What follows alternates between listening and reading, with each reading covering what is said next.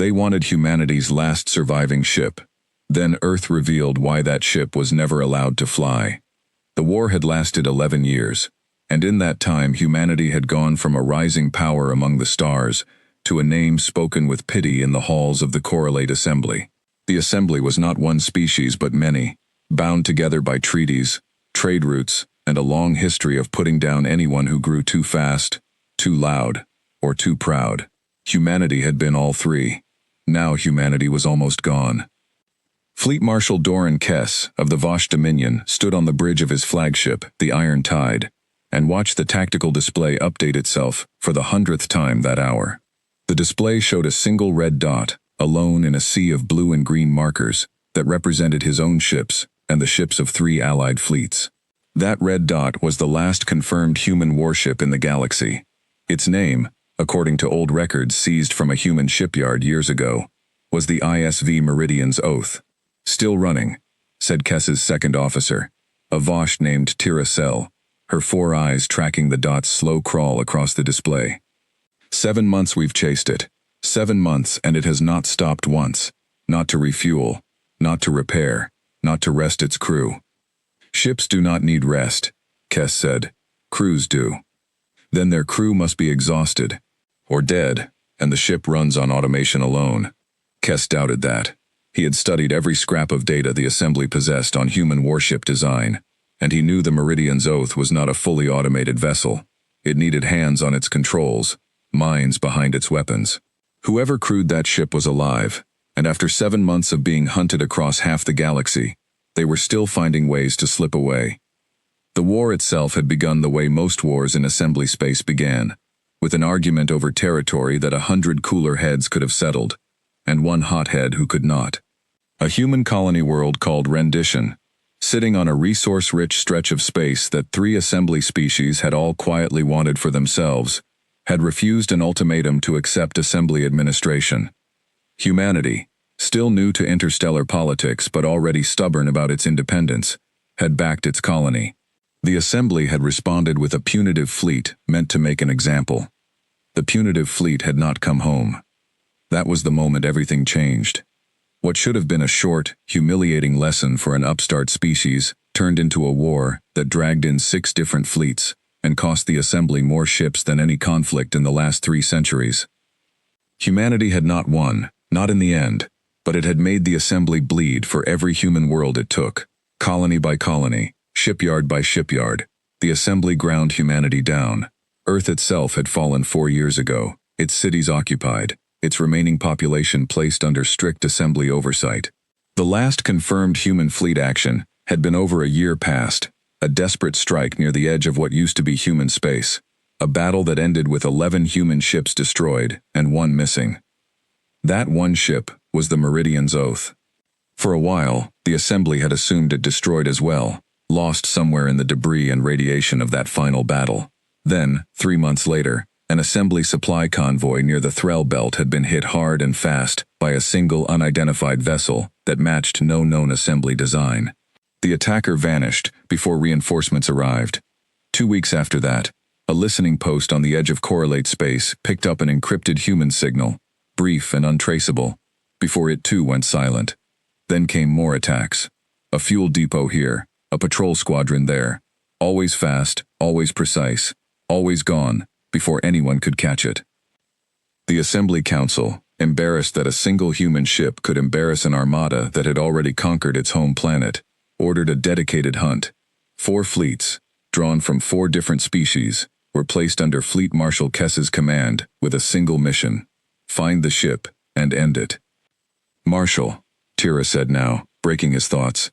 "Sensor drones report the signal is weakening. It may be entering a debris field near the Corvain system. If it does, we could lose the trail again." Kess's claws tightened slightly against the arm of his command chair. 7 months of near misses had worn thin even his considerable patience. "Order the Threll Second Fleet to move into blocking position on the far side of Corvain. If that ship enters the field, I want every exit sealed before it can pass through. And if it doesn't try to pass through, if it hides, then we will comb that field star system by star system until we find it. I am done chasing ghosts, Tira. This ends in Corvain." He did not know, as he gave that order, how right and how wrong he would turn out to be. Aboard the Meridian's Oath, 300,000 kilometers ahead of the pursuing fleets, Captain Elena Voss sat in a chair that had not been designed for comfort during long pursuits, because the ship's designers had never expected anyone to need it for this long. She was 34 years old, though the deep lines around her eyes made her look a decade older, put there by 7 months of running battles, and worse, 7 months of losing people she could not replace. Her crew numbered 41 now. It had numbered 68 when the ship first went dark, after the battle, where the rest of the human fleet had been destroyed. 27 names had been added to the memorial wall in the crew mess since then, some lost to assembly weapons, 2 lost to a radiation leak after a hull breach that took 3 days to fully seal, 1 lost simply to exhaustion, his heart giving out at his station during a 14-hour running battle that never should have lasted that long. "Captain," said her helmsman, a wiry man named Priya Okonjo who had once been a merchant pilot before the war, folded him into the Navy. "We're coming up on the edge of the Corvain debris field. Sensors show at least 2 assembly fleets converging on our projected path. Looks like they're trying to box us in." "Show me," Elena said. The tactical display bloomed to life above the console, showing her ship as a single point of light, and the approaching assembly forces as a spreading web of red, closing from 3 directions. It was, she had to admit, a good plan. Whoever commanded that hunting fleet had learned their patterns over the months of chasing them, had guessed correctly that the debris field would be tempting cover. "They're not stupid," said her weapons officer, a heavy-set man named Marcus Webb who had lost his left arm to assembly shrapnel 4 months ago, and refused every offer of reassignment to a support role. "Marshal Kess. I looked him up back when we still had access to assembly intelligence feeds. Vosh Dominion, decorated in 3 campaigns before this war even started. He's not going to make the mistakes the others made." Elena studied the display in silence for a long moment. 7 months of running had taught her to read a trap before it fully closed, and this one was closing fast. The debris field ahead offered cover, but cover that could just as easily become a cage if the assembly ships sealed both ends of it before the Meridian's Oath found a way through. "Priya," she said finally, "give me a course that takes us along the outer edge of the field, not through the center. I don't want to get boxed in by rock and radiation on top of everything else." "Copy that, Captain. Course laid in. Should keep us about 40,000 kilometers from the nearest hostile group, assuming their projected vectors hold." "They'll hold," Marcus muttered. Kess isn't the type to guess wrong twice. Elena did not answer. She was thinking, instead, about the sealed compartment 3 decks below her feet, the one that had been welded shut before the Meridian's Oath ever left its shipyard 8 years ago, back when the war with the assembly had still been a distant possibility, rather than a grinding reality. She was thinking about the orders that had come with that compartment, orders sealed under authority so far above her own rank that she had never even learned the name of the officer who signed them. She was thinking about the words stenciled on the outer hatch of that compartment in small, unremarkable letters. "Do not activate without direct authorization from Earth Defense Command." Earth Defense Command did not exist anymore. Earth itself was an occupied world, its government dissolved, its remaining leadership either dead, in hiding, or working under assembly supervision to keep what was left of the human population alive. There was no one left who could give that authorization. Elena had told herself, more than once over the past 7 months, that whatever slept behind that hatch would sleep forever, because there was no one left with the authority to wake it. She had told herself that the ship's original mission, whatever it had been before the war forced her into command, no longer mattered. All that mattered now was keeping her crew alive, and making the assembly pay as high a price as possible, for every world they had taken. But lately, in the quiet hours after each battle, she had started to wonder if that compartment was the real reason the assembly wanted this ship so badly. Not because it was the last human warship flying, a trophy to be claimed and displayed, but because someone, somewhere in the assembly's intelligence apparatus, had learned what the Meridian's Oath was actually carrying, and had decided it could not be allowed to remain free. "Captain," Priya said, his voice tight, picking up a new contact. "Small vessel, no assembly transponder, moving fast along our projected course. Could be a scout. Or a trap inside a trap," Marcus said. Elena leaned forward. "Options." "We could alter course again," Priya said. But every time we do, we burn fuel we don't have to spare, and we give the main fleets more time to adjust their intercept vectors. Or we could hold course and see what this scout actually does, Marcus offered. If it's alone, we could take it out fast and quiet before it reports our position.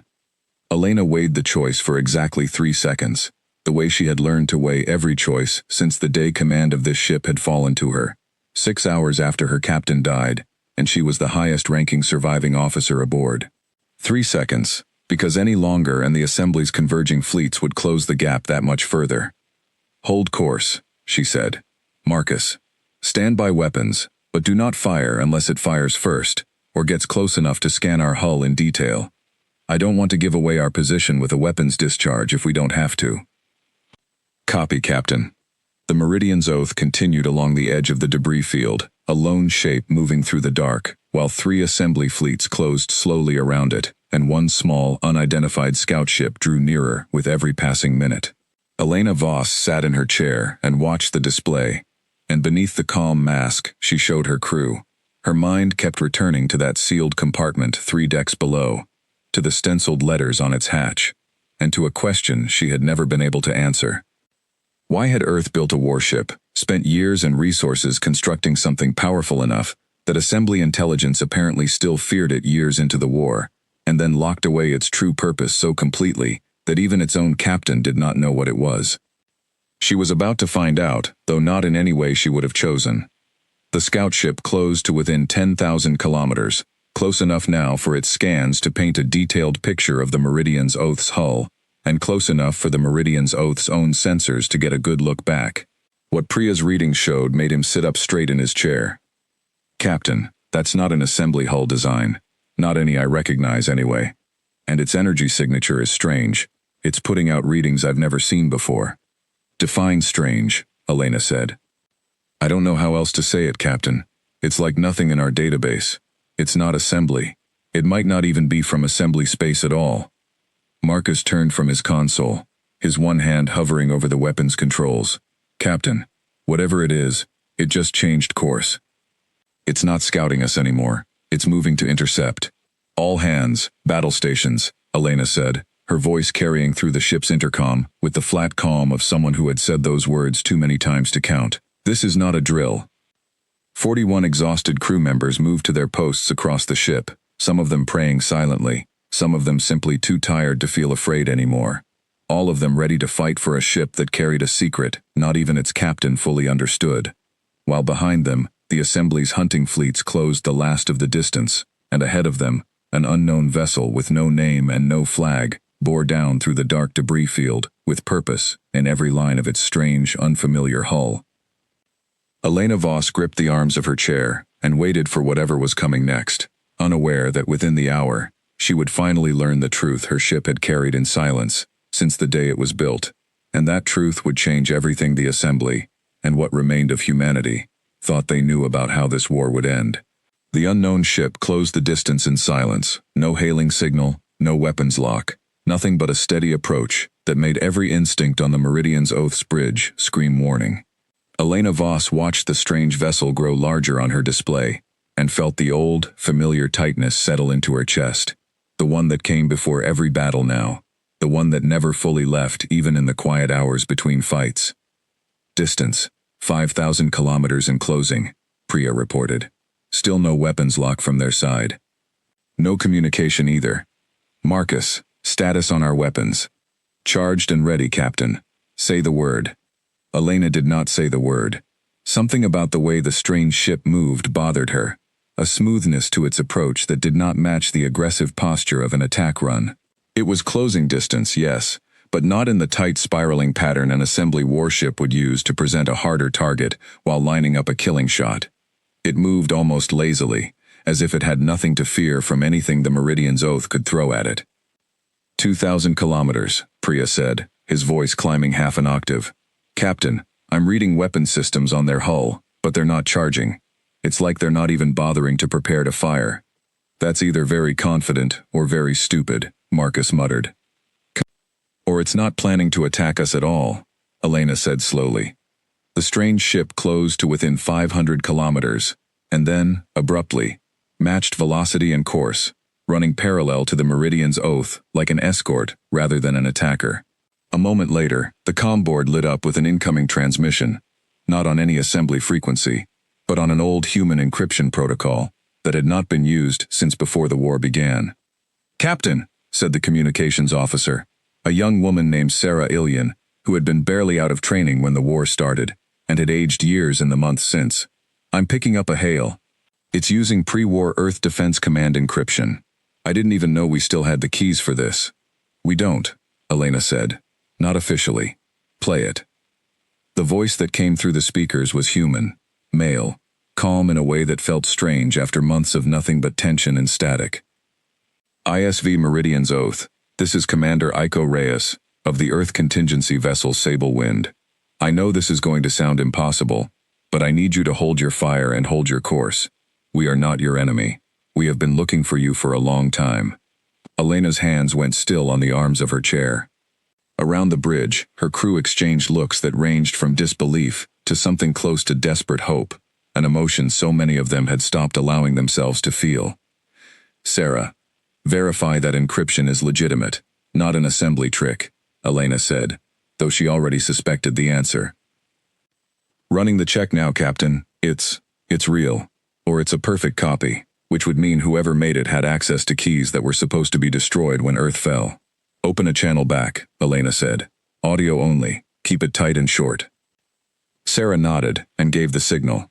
Elena leaned toward the comm pickup, choosing her words carefully. "Sable Wind, this is Captain Elena Voss, Meridian's Oath. We have 3 assembly fleets converging on our position, and very little time to sort out who you actually are. Talk fast." "Understood, Captain," Reyes answered. Short version. Earth Defense Command did not fully die when Earth fell. A portion of it went dark, went underground, and has spent the last 4 years rebuilding in secret, watching for exactly one thing: your ship. We've been tracking rumors of an unidentified human vessel hitting assembly supply lines for months, and 3 weeks ago, we finally confirmed it was you. We were sent to find you before the assembly did." "Why?" Elena demanded. "Why does anyone still care about one warship when the rest of the fleet is gone, and Earth itself is occupied?" There was a pause on the other end, long enough that Elena wondered if the connection had dropped. When Reyes spoke again, his voice had changed, gone quieter, more careful. "Captain, I need you to answer something first, and I need you to answer it honestly, because everything that happens in the next hour depends on it. Do you know what your ship is actually carrying? Not its weapons, not its crew complement. I mean the sealed compartment. Deck 7, aft section, the one marked for Earth Defense Command authorization only."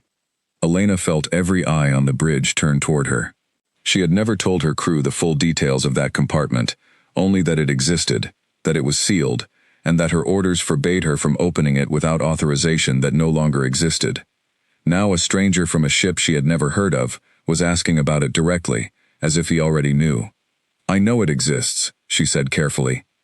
"I don't know what's inside it. My orders never told me." Another pause. "That's actually the correct answer, Captain, and it tells me you're exactly who you claim to be, because anyone impersonating you would have made up something dramatic just now, instead of telling the truth. Listen to me carefully. That compartment is the reason the Assembly has thrown 4 fleets and 7 months of resources into hunting one ship instead of simply writing it off as an acceptable loss. They know something is in there. They don't know exactly what, but their intelligence services have pieced together enough to be afraid of it, and fear makes for very determined hunters." "Then tell me what it is," Elena said, her patience thinning, as the tactical display behind her showed the assembly fleets drawing closer by the second. "Because right now, I have maybe 20 minutes before 3 fleets converge on my position, and I would like to know what I'm dying for." "You're not going to die for it, Captain. Not today," Reyes said. "That's why we're here. But I can't explain what's in that compartment over an open channel. Not even an encrypted one. Not with assembly ships this close. What I can tell you is this. 8 years ago, before the war started, Earth Defense Command built 4 ships like yours. Not identical, but built around the same classified program. 3 of those ships were lost in the early years of the war, destroyed before their sealed systems could ever be activated. Yours is the last one, and the reason it was never allowed to fly under its original mission parameters. The reason your orders locked that compartment down so tight is that what's inside was never meant to be used against an enemy that could still be reasoned with. It was built for something much worse than the assembly ever was, back when Earth still hoped this war could be avoided. But things have changed since then, and there are people who believe it's time to change the orders too. Elena felt a chill settle over her that had nothing to do with the ship's environmental systems. Worse than the assembly. What could possibly be worse than an armada that's already burned half of human space? I'll explain everything, Captain. I promise you that. But not now. Right now, I need you to trust me enough to follow the course I'm about to transmit.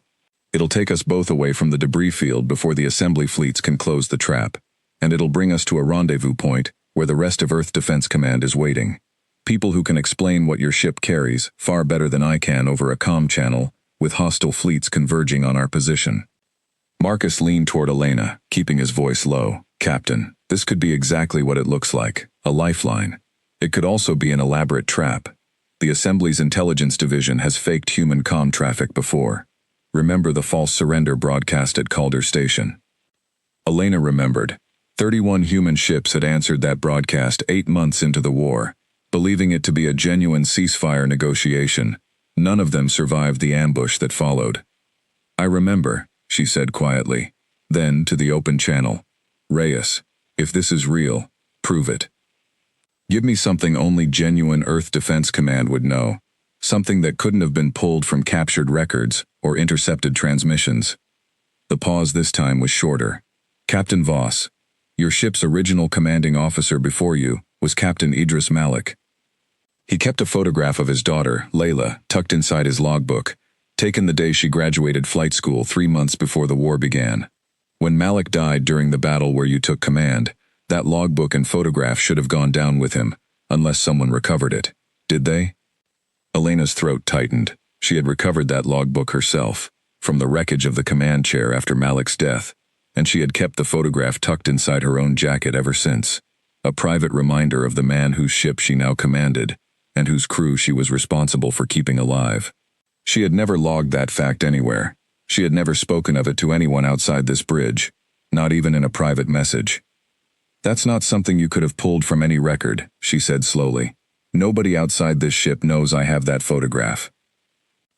Then either I'm telling the truth, Reyes said, or the Assembly has developed the ability to read minds, which I think we can both agree is unlikely. Captain, I know this is a lot to accept in a few minutes, with an enemy fleet closing in, but I need your answer now. Follow us, or stay and fight 3 fleets alone. Those are the only 2 choices left. Elena looked at her display, at the red markers closing from 3 directions, at the small dot of the sable wind, holding steady beside her ship, patient, waiting. She thought about the 27 names on the memorial wall in the crew mess. She thought about the 41 exhausted people still alive under her command.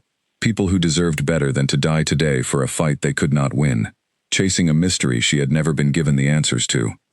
Transmit the course, she said. We're following you, Commander Reyes. But understand this.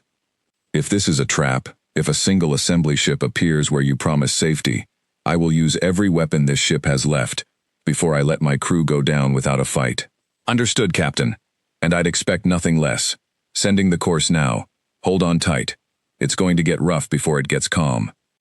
The new course appeared on Priya's console a moment later, a tight, aggressive vector that cut directly across the debris field rather than around it, threading between drifting chunks of rock and ancient wreckage at a speed that made even Priya's experienced hands tighten on the controls. Captain, this course is insane, he said. We'll be inside collision range of debris the whole way through. Can you fly it? Priya's jaw set. I can fly it. Then fly it. Marcus, keep weapons hot, in case the sable wind is lying to us. Sarah, keep trying to raise anyone else on Earth Defense Command's old frequencies. See if you can independently confirm any part of this. The Meridian's oath surged forward, following the sable wind's lead into the heart of the debris field, at a speed that pressed every crew member back into their seats. Behind them, the 3 assembly fleets adjusted course to pursue, their commanders no doubt furious at watching their carefully planned trap begin to fall apart, as the 2 human ships threaded a path through terrain the larger, more cautious assembly vessels would be far slower to navigate. On the bridge of the Iron Tide, Fleet Marshal Kess watched the two human contacts appear on his tactical display and felt something he had not felt in 7 months of this hunt. Genuine surprise. "A second human ship," Tira said, disbelief plain in her voice. "Marshal, our intelligence reported the Meridian's Oath as the last confirmed human vessel in existence." "Our intelligence was wrong," Kess said grimly. "Signal all fleets. Adjust intercept vectors to follow them through the debris field. I do not care how difficult the terrain is. I want eyes on both those ships every second, and I want to know where they think they're running to. Marshal, if there is a second ship, there may be others. A hidden shipyard, a hidden fleet. This changes the entire assessment of the war." Kess said nothing for a long moment, watching the two small human contacts weave through the debris field ahead of his pursuing fleets, moving with a coordination that suggested far more preparation than a chance encounter would explain. Somewhere in the back of his mind, a report he had read months ago and dismissed as unreliable intelligence chatter surfaced again, a fragment about Assembly High Command's private fears regarding certain classified human military programs from before the war, programs that had never been fully accounted for even after Earth's surrender. "Order every fleet under my command to full pursuit," he said finally, "and send word to the Assembly Council. Tell them what we're seeing here. If there is more to this than one lost warship, they need to know before it becomes a problem too large for 4 fleets to handle." Ahead of the pursuing assembly ships, the Meridian's Oath and the Sable Wind cut deeper into the debris field, racing toward a rendezvous that would finally begin to answer the question that had haunted Elena Voss for 7 months, of running, fighting, and losing people she could not replace. The answer, when it came, would prove far stranger and far more dangerous than anything she had imagined, and it would force her to decide whether the last surviving piece of Earth's darkest secret should ever be allowed to see the light of a live battlefield. The debris field opened onto empty space faster than Elena expected, the Meridian's Oath and the Sable Wind bursting free of the drifting rock and wreckage together, engines burning hard toward a destination that had appeared on Priya's navigation display only minutes ago. A set of coordinates, deep in a region of space the old star charts marked simply as unclaimed. No colony, no station, no reason for anyone to look there. "Captain, I'm reading something ahead," Priya said, his voice tight with disbelief. "It's not on any chart. It's big." The something resolved itself on the main display a few minutes later, and every person on the bridge went silent at the sight of it. Hidden in the shadow of a rogue planetoid, tucked into a natural pocket of gravitational stability that made it nearly invisible to standard long-range scans, sat a structure that could only be described as a shipyard, though unlike any Elena had seen before. Half of it appeared to be built from repurposed asteroid material, its outer shell rough and unremarkable by design, clearly meant to blend into the surrounding debris and avoid detection. But docked within its bays, half hidden in shadow, were shapes that made Marcus sit forward in his chair. "Captain, those are warships," he said. "I count at least 6, maybe more further back. None of them match our records for anything Earth had before the fall." The Sable Wind broadcast an identification code as the two ships approached, and slowly, section by section, the exterior lighting of the hidden shipyard came alive, revealing more of its scale. It was not a large facility by assembly standards, nothing compared to the massive shipyards that orbited assembly core worlds, but for a fugitive remnant of a defeated species, it was staggering. "Welcome to what's left of Earth Defense Command," came Commander Reyes's voice over the comm, some of the earlier tension gone from it now, replaced by something that might almost have been pride. "We call it the Hollow. Not much to look at from the outside, which is exactly the point." The Meridian's Oath was guided into a docking bay, large enough to accommodate it, and as the airlock cycled and the ship settled into its berth, Elena found herself staring at the readouts with a strange mix of relief and disorientation. 7 months of running had trained her to expect nothing but hostility beyond her own hull. The idea of safety, however temporary, felt almost foreign. "Captain," Sarah said quietly from the comm station, "incoming personal message, addressed to you specifically. It's marked with Earth Defense Command's highest authorization clearance. Play it." The voice that came through was older than Reyes's, weathered in a way that suggested decades of command rather than years. A woman's voice, carrying the particular calm of someone who had given hard orders many times before. "Captain Voss, This is Admiral Fatima Delgado, Acting Commander of Earth Defense Command's remaining forces. Welcome to the Hollow. I know you have questions, and I promise you every one of them will be answered. But I need to ask you to do something difficult first. Leave your ship under the care of my engineering teams for inspection, and come to the command center alone. What I have to tell you cannot wait, and it cannot be shared with your crew until you've heard it yourself.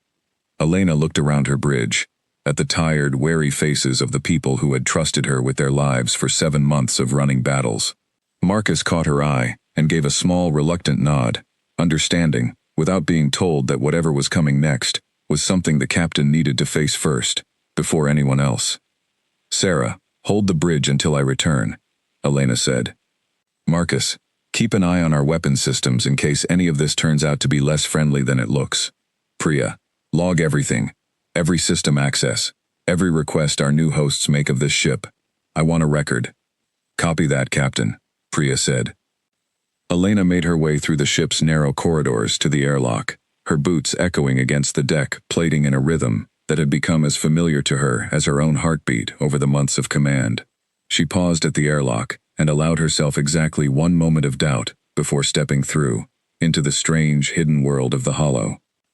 Admiral Delgado met her personally at the edge of the docking bay, a tall woman in her 60s with close-cropped gray hair, and the kind of scars that suggested she had seen real combat, not just commanded it from a safe distance. She extended a hand, and Elena shook it, studying the older woman's face for any sign of deception, and finding none she could identify. "Captain Voss," Delgado said, "you have no idea how long we've been hoping to find you.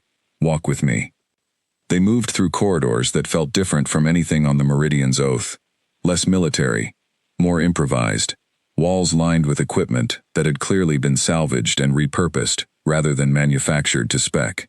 Elena saw perhaps 24 personnel as they walked, engineers and officers, all of them pausing to watch her pass with expressions that ranged from curiosity to something close to reverence, as if her arrival meant something to them she did not yet understand. "How many of you are there?" Elena asked.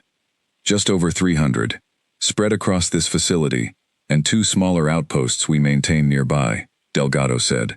"We're not much of a defense command anymore, not in the way the name suggests. We're survivors, mostly.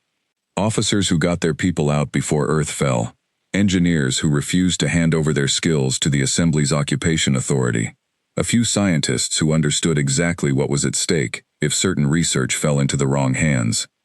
And you've been hiding here for 4 years. Rebuilding, when we can. Watching, mostly. Waiting for the right moment and the right ship." Delgado stopped walking and turned to face Elena directly. "Captain, I owe you the truth before we go any further, and I owe it to you plainly, because you've earned that much and more after everything your crew has survived. The Meridian's Oath was not originally built as a warship to fight the Assembly." Elena felt the old familiar tightness return to her chest. Then what was it built for? 10 years ago, before tensions with the Assembly had fully boiled over, Earth Defense Command's Deep Research Division identified a threat that predates the Assembly by a considerable margin. A threat that the Assembly itself has spent centuries trying to contain, quietly, without ever admitting to the wider galaxy how close it came to losing that fight more than once. What threat? Delgado gestured for Elena to follow her into a smaller side chamber, where a holographic display waited, dormant until she activated it with a gesture. The image that bloomed above the table was not a ship, not a fleet, not anything Elena immediately recognized as a weapon. It was a swirling, chaotic mass of energy and matter, vast beyond any scale Elena could easily process, rendered in the dull red tones the display used to indicate extreme danger. "They're called the Unmade, in the oldest Assembly records we've managed to piece together," Delgado said. "Not a species in any way we'd recognize. Something closer to a plague that consumes matter and energy alike, spreading wherever it finds a foothold, converting entire star systems into more of itself. The Assembly encountered them roughly 400 years ago, fought a war against them that nearly ended the Assembly entirely, and eventually managed to seal off the affected region of space behind a network of containment barriers that have held, mostly, ever since." "Mostly," Elena repeated. 6 years ago, one of those containment barriers began to fail. Earth Defense Command's Deep Research Division discovered evidence of it through channels I'm not going to detail here. Evidence the Assembly Council has spent enormous effort keeping hidden from every species under its authority, including its own core world's populations, because panic over a resurgent unmade threat would be far more destabilizing to Assembly rule than any war with humanity could ever be.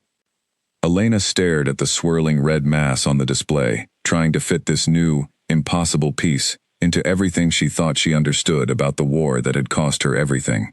You're telling me the Assembly attacked Earth, fought an 11-year war that killed billions of people, while knowing this was happening? I'm telling you the Assembly Council made a calculated decision, Delgado said, her voice hard now. They decided that an ambitious young species like humanity, one that had already shown it, could reverse engineer, captured Assembly technology faster than any species they'd encountered in centuries, was a threat to their authority that needed to be dealt with quickly, before humanity became powerful enough to challenge Assembly rule, the way the Unmade once nearly ended it. They gambled that they could crush us fast enough to redirect our resources and manpower toward reinforcing the failing containment barrier, using human labor and human ships as expendable reinforcements for a crisis they refused to publicly acknowledge even existed. And Captain, that gamble worked better than they could have hoped.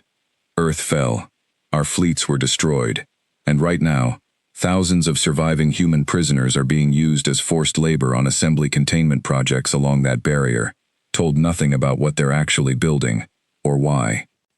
The weight of it settled over Elena slowly, each piece clicking into place with a horror that made the past 7 months of running battles feel almost small by comparison. And the Meridian's oath. What does my ship have to do with any of this? Delgado's expression softened slightly, though the intensity in her eyes did not fade.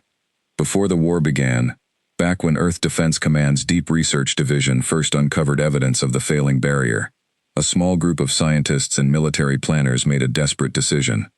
If the Assembly's containment measures failed completely, humanity needed some means of defense against a threat that made conventional warfare look like a children's game. They couldn't build a weapon powerful enough to fight the Unmade directly, not with the resources humanity had at the time. But they could build something else. A seed. A seed, Elena repeated, not understanding. The compartment on Deck 7 of your ship does not contain a weapon in the way you're imagining, Captain. It contains a complete genetic and technological archive of humanity, along with an experimental construction system capable of rebuilding human civilization from almost nothing, given enough time, resources, and a safe place to begin. It was built as an absolute last resort, a way to ensure that even if the Unmade consumed every star system humanity had ever settled, something of us would survive to begin again elsewhere. It was never meant to be activated in a war against the Assembly. It was meant for something far worse than any war, and the fear was always that, activating it prematurely, for any lesser reason, would waste humanity's single chance at true survival, if the worst ever actually happened. Elena felt the floor shift slightly beneath her, though she knew it was only her own sense of balance struggling against the revelation. That's why my orders forbade opening it, not because it was dangerous to use as a weapon, because it was too important to risk on anything less than the end of everything. Yes, Delgado said quietly. And Captain, I need you to understand something else, something I did not want to tell you until you'd heard the rest first. The reason the Assembly has thrown 4 fleets and 7 months of relentless pursuit into hunting your ship is not because they fear the Meridian's oath as a warship. It's because their intelligence services eventually piece together what that compartment truly contains, and they are terrified of what happens if that archive falls into the hands of anyone who might use it to rebuild humanity, somewhere beyond Assembly control, in secret, free to grow into exactly the kind of power the Assembly went to war to prevent in the first place. To them, your ship is not a military target anymore. It's an existential one. Elena stood in silence for a long moment, absorbing everything. The true scope of the threat behind the Assembly's failing containment barrier. The staggering betrayal of a war, fought to buy time against a horror the Assembly refused to name. And the impossible burden resting 3 decks below her feet, on a ship she had commanded for 7 months, without ever understanding what she truly carried. Admiral, she said finally, why tell me this now? Why not simply take the archive and let my crew and I rest, if we've already done our part just by keeping it alive this long? Delgado's expression turned grave. Because the containment barrier failed completely 11 days ago, Captain. The unmade are no longer contained, and the Assembly Council, in their desperation to hide their own failure from the rest of the galaxy, has made a decision so reckless that it threatens every species in this region of space, human and Assembly alike. We need your ship, not to hide the archive somewhere safe and wait out the end. We need it to help us stop what the Assembly is about to do next, before it becomes a mistake nothing in the galaxy can undo. Elena sat across from Admiral Delgado in a small briefing room deep inside the hollow, a cup of what passed for coffee among the surviving remnant of Earth Defense Command growing cold between her hands, untouched. She had asked the question 3 times now, and 3 times Delgado had made her wait for the full answer, insisting the picture had to be laid out in order, or none of it would make sense. Tell me what the Assembly is planning, Elena said again, her patience finally running out. You said they've made a decision that threatens every species in this region of space. What decision? Delgado activated the holographic display again, and this time the image that appeared was a star map, showing a wide arc of space along what had once been the containment barrier's boundary. Dozens of star systems were marked in red, a pattern that stretched across a region far larger than Elena had expected. When the containment barrier failed, 11 days ago, the Assembly Council convened an emergency session, one so secret that even most of their own military command structure wasn't informed of its true purpose, Delgado said. Our intelligence sources inside occupied Earth managed to intercept fragments of the deliberations before the encryption was tightened beyond anything we can currently break. What we know is this. The Council has decided that rebuilding the containment barrier is no longer viable, not quickly enough to stop the unmade from spreading further before defenses could be completed. Instead, they've authorized what their own internal documents refer to as a cleansing protocol. Which means what, exactly? It means detonating a series of specially designed antimatter devices across every star system currently touched by unmade contamination, sterilizing the region entirely, rather than trying to contain it, Delgado said. In theory, it would stop the spread. In practice, Captain, look at the map again. Count the systems marked in red. Elena counted, and her stomach turned as the number climbed past 24, then closer to 40. That's not just abandoned or damaged systems. Some of these have populations. 17 inhabited worlds sit within the cleansing protocol's blast radius, by our best estimate, Delgado said grimly. Assembly worlds, mostly, though at least 2 of them are human labor colonies, the Assembly established after the war, populated by prisoners forced to work on the very containment barrier that just failed. The Council has decided that the deaths of those 17 worlds, numbering in the billions, is an acceptable cost to prevent the unmade from spreading further and exposing the Council's failure to the rest of the galaxy. They'd rather commit the single largest atrocity in recorded galactic history than admit publicly that their secret war against a resurgent ancient threat cost them their grip on containment. Elena set down her cold coffee, her hands unsteady. When is this cleansing protocol supposed to happen? Our sources suggest final preparations are underway now, with detonation ordered within the next 9 days, once the Assembly's engineering fleet finishes placing the devices, Delgado said. That timeline is the entire reason we've been pushing so hard to find you, Captain. Not simply to recover the archive, though that matters more than I can express. We need your ship, and everything Earth Defense Command has managed to preserve here at the Hollow, because we believe there is another way to stop the spread of the unmade, one that doesn't require killing 17 worlds of innocent people to do it. What way? Delgado gestured, and the display shifted again, this time showing a technical schematic that meant little to Elena at first glance, dense with notations and diagrams she didn't have the specialized training to fully parse. Before the war, Earth Defense Command's research division didn't just build the archive aboard your ship, they also began theoretical work on a genuine containment solution, something more sophisticated than the barrier the Assembly originally used. A field generation system capable of isolating unmade contamination at the molecular level without requiring the kind of brute force annihilation the Assembly is now planning.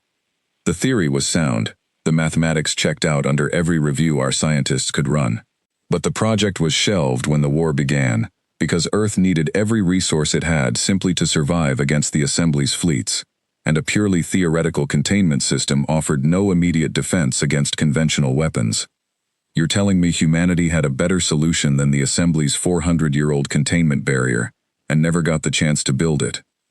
I'm telling you we have the theory, and we have 3 years of quiet, careful work here at the Hollow, trying to bring that theory closer to reality, using whatever salvaged resources and stolen research we could gather, Delgado said. What we don't have, Captain, is the kind of computational and engineering resources needed to actually construct a working prototype in 9 days. Building the containment field generator at any scale useful enough to make a difference requires exactly the kind of advanced fabrication technology and processing power that exists in only one place we have access to. Elena felt the answer before Delgado said it, the pieces falling into place with the same terrible clarity that had marked every revelation since she'd stepped off her ship an hour ago. The archive, the construction system in the sealed compartment. The construction system was designed to rebuild human civilization from almost nothing, Captain. That means it carries fabrication capabilities and processing power that dwarf anything else Earth Defense Command has managed to preserve. If we could adapt even a fraction of that system's capacity toward building the containment field generator instead of its original purpose, we believe we could have a working prototype ready within the timeline we need. Small scale at first, but enough to prove the concept, and enough, we hope, to give us the leverage to stop the Assembly Council from going through with the cleansing protocol before it kills 17 worlds of innocent people. Elena was quiet for a long moment, turning the enormity of it over in her mind. You're asking me to authorize activating the one thing my orders have forbidden me from touching for 7 months. The one thing built specifically to be humanity's absolute last resort, saved only for the day everything else was already lost. I know exactly what I'm asking, Captain, Delgado said, her voice softening. And I won't pretend the decision is simple, or that I have the authority to order you to do it. Earth Defense Command's chain of command effectively ended when Earth fell. Whatever remains of it exists here, in this room, in people like myself who refuse to stop fighting, even after our government surrendered. I can't give you an order that carries the weight your original orders once did. All I can give you is the truth, and the choice. And if I refuse, if I say the archive stays sealed, exactly as my orders specified, no matter what's coming, then in 9 days, the Assembly detonates enough antimatter to erase 17 inhabited worlds from existence, human and Assembly both, and we spend whatever time we have left trying to find another way that I honestly don't believe exists within the timeline we've been given, Delgado said. I won't lie to you and pretend there's an easy alternative I'm simply withholding. There isn't. This is the choice in front of us, Captain. Use what your ship carries to build a chance at stopping the cleansing protocol, or watch it happen anyway, and know that the last piece of humanity's true last resort sat sealed and untouched while it did. Elena stood and walked to the edge of the room, staring at the star map still glowing above the table, at the dozens of red-marked systems representing more lives than she could truly comprehend. She thought of the 27 names on the memorial wall aboard her ship, of Captain Malik's photograph still tucked inside her jacket, of 7 months spent running and fighting and losing people, all in service of keeping one ship, one secret, alive against impossible odds. She had never known, until an hour ago, what that secret truly was, or what it might be needed for. I need to talk to my crew, she said finally. This isn't a decision I make alone, not for something this size. They've earned the right to know what we're truly deciding, and why. Of course, Delgado said. Take whatever time you need, within reason. I'll have my engineering team stand ready to assist the moment you give the order, if you give it.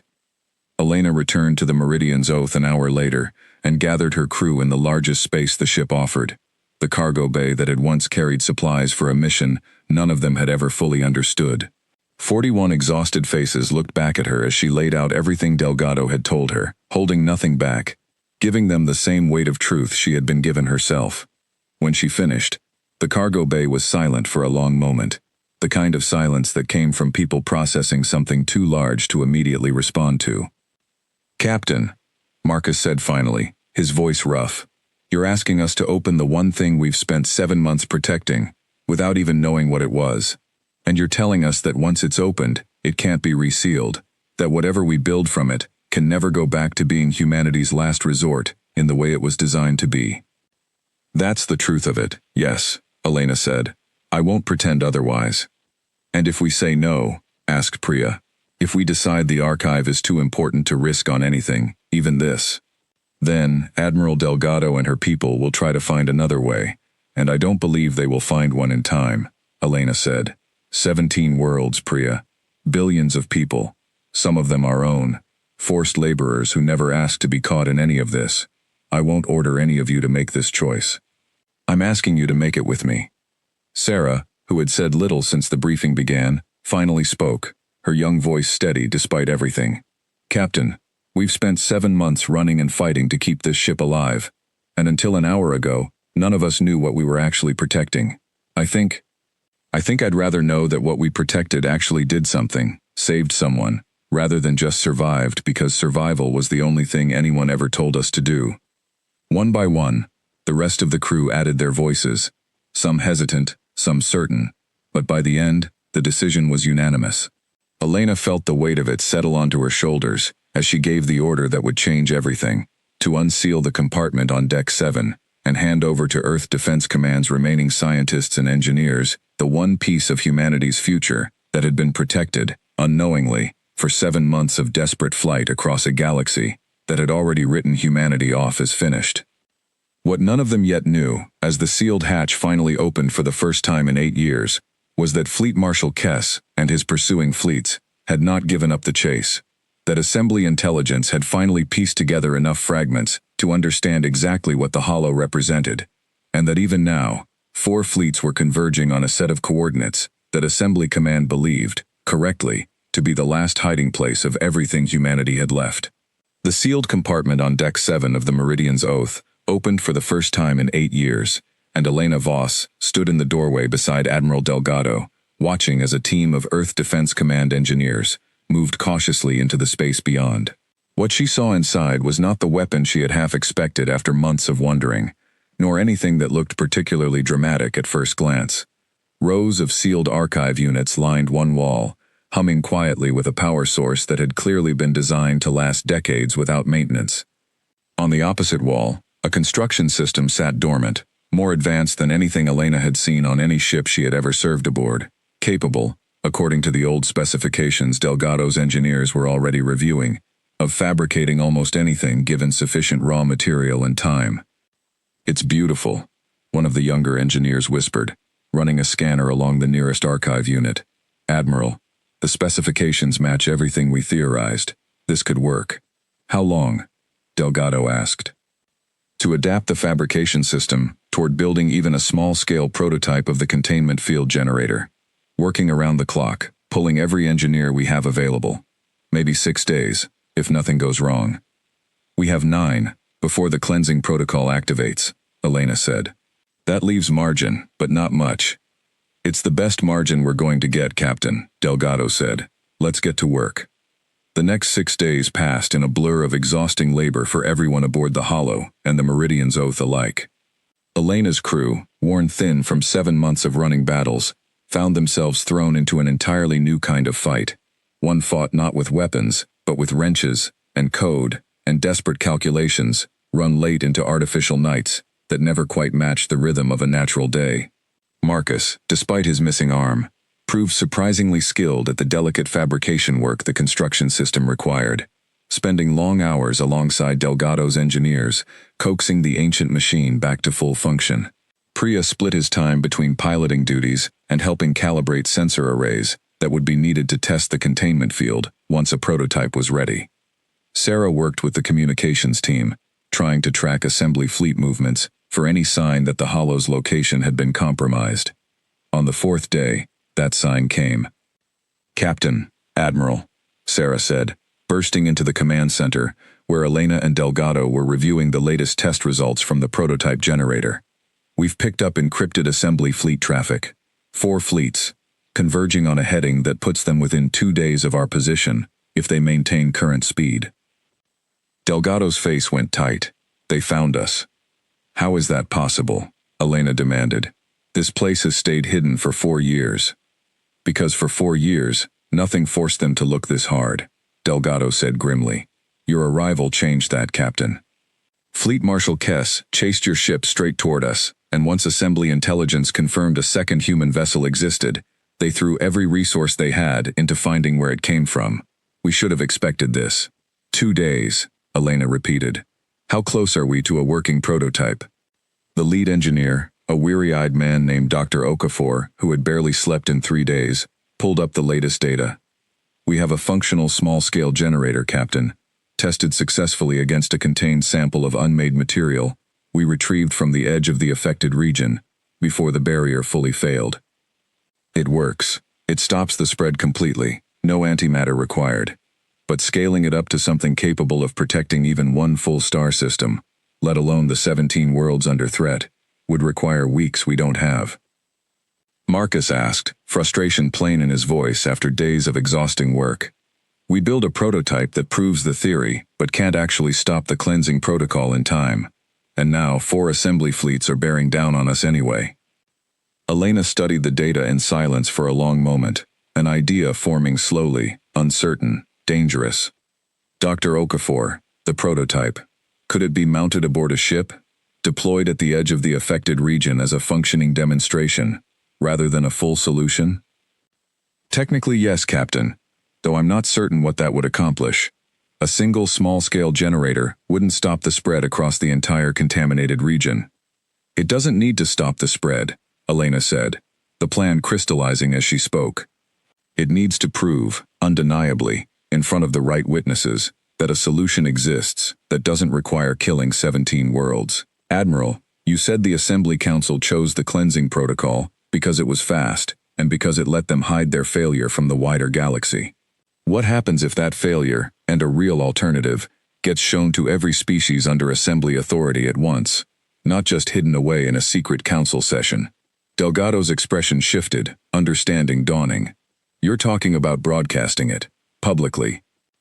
Every Assembly world has access to council communication networks, Elena said. If we can get close enough to broadcast proof of a working containment alternative, along with evidence of what the council is planning to do to 17 inhabited worlds, on every channel those networks carry, the council loses the ability to hide their failure. They'd be forced to choose between admitting the truth and adopting the alternative, or committing an atrocity in full view of every species they claim to protect. That's an enormous gamble, Captain, Delgado said. Assuming the broadcast even gets through before Assembly forces silence it, there's no guarantee public exposure changes the Council's decision. Desperate leaders don't always choose the wiser path just because they've been caught. No, Elena agreed, but it's a better chance than 17 worlds have right now, and it's the only plan we have time left to attempt. The plan that emerged over the following hours was audacious and dangerous in equal measure. The Meridian's oath would carry the prototype containment generator toward the edge of the affected region, close enough to demonstrate its function against live unmade contamination, while broadcasting the entire event on every frequency Delgado's engineers could patch into Assembly communication networks. The Sable Wind and 2 other ships from the Hollow's small hidden fleet would run interference against the approaching Assembly forces, buying whatever time they could. It meant splitting their limited defenses in the face of 4 full fleets, a decision that carried real risk of losing everything. But Elena and Delgado agreed. There was no version of this plan that didn't require enormous risk. 2 days later, as Fleet Marshal Kess's combined fleets closed in on the Hollow's coordinates, they found not the hidden shipyard they expected, but empty space and a hastily abandoned facility, its remaining personnel already evacuated to secondary outposts. Kess's fury at the escape was cut short by an urgent report from his censor officers. The Meridian's oath, accompanied by 3 smaller vessels, had been detected moving at high speed toward the edge of the unmade contaminated region, precisely the area the Assembly Council had spent enormous effort keeping secret from public knowledge. They're heading directly into contaminated space, Tyra reported, disbelief plain in her voice. Marshal, why would they do that? It's suicide. Kess stared at the display, a slow, uneasy realization forming. Unless they know exactly what's out there, and exactly what they intend to do with it. Signal the Council immediately. Tell them the human ship is moving toward the containment breach, and I need to know what in the void that actually means, because I am no longer certain I understand the true nature of the war I have been fighting. Aboard the Meridian's oath, Elena watched the edge of the contaminated region grow closer on her display, a boundary marked by readings so strange and dangerous that even her experienced sensor operators struggled to fully interpret them. The prototype generator, mounted in the ship's forward bay and connected to every spare power conduit the engineering team could route toward it, hummed with barely contained energy. "Captain, we're at the activation threshold," Dr. Okafor reported from his station, having insisted on accompanying the mission personally. "Sarah, the broadcast, is it ready?" "Every channel we could patch into is live, transmitting now across assembly networks," Sarah confirmed. "If anyone with an assembly receiver is listening, they're seeing this." "Then let's give them something worth seeing," Elena said. "Dr. Okafor, activate the generator." The prototype came online in a wave of visible energy that washed outward from the Meridian's Oath's forward hull, a shimmering field that spread across the boundary of the contaminated region, and, to the astonishment of every sensor operator watching, began actively pushing back the chaotic red mass of unmade contamination that had been steadily consuming everything in its path. It was not a large effect, not nearly enough to reclaim the vast region already lost, but it was undeniable. Broadcast live across assembly communication networks for every species under Council authority, to witness alongside the damning evidence of the cleansing protocol's true cost. 17 worlds and billions of lives the Council had been prepared to sacrifice in silence. The reaction across assembly space was immediate and overwhelming. Within hours, public outcry on a dozen core worlds forced the Council into an emergency session, this one impossible to keep hidden from the species whose governments now demanded answers. Fleet Marshal Kess, watching the broadcast alongside his own crew, received new orders within the day: stand down the pursuit, and await further instruction, as the Council scrambled to manage a crisis that had grown far beyond anything one fugitive human warship could have caused alone. The war did not end that day, not cleanly, not completely. The cleansing protocol was suspended rather than cancelled, a small but real victory bought at enormous risk. Negotiations began, slow and contentious, over how the alternative containment technology might be scaled and deployed. Negotiations in which humanity, for the first time since the war began, held a seat at the table not as a defeated species begging for mercy, but as the source of a solution the Assembly desperately needed. Elena Voss stood on the bridge of the Meridian's Oath months later, watching a slow but steady stream of engineering vessels, both human and Assembly, work together at the edge of the contaminated region, constructing a full-scale version of the containment system her ship had once carried in secret as humanity's absolute last resort. Marcus stood beside her, his expression unreadable as he watched species that had spent 11 years trying to destroy each other, now working side by side against a shared and far older enemy. "Feels strange, doesn't it?" he said quietly. "After everything, they need us as much as we needed them." "Maybe that was always the only way this could end," Elena said, not with one side crushing the other completely, but with both sides finally admitting there were bigger problems than the fight they'd chosen. Admiral Delgado's voice came over the comm a moment later, calling Elena to a meeting with representatives from the newly formed Joint Containment Authority, a body that included, for the first time in the war's long and bloody history, human officials sitting as equals rather than prisoners. Elena took one last look at the shimmering containment field stretching across the horizon, humanity's darkest secret turned into humanity's greatest contribution, and made her way toward whatever uncertain, difficult piece still waited to be built. Somewhere in her jacket, tucked against her chest where it had ridden through 7 months of desperate flight and one impossible gamble, Captain Malik's photograph of his daughter remained, a quiet reminder of everything the Meridian's Oath had carried, and everything it had finally been allowed to become.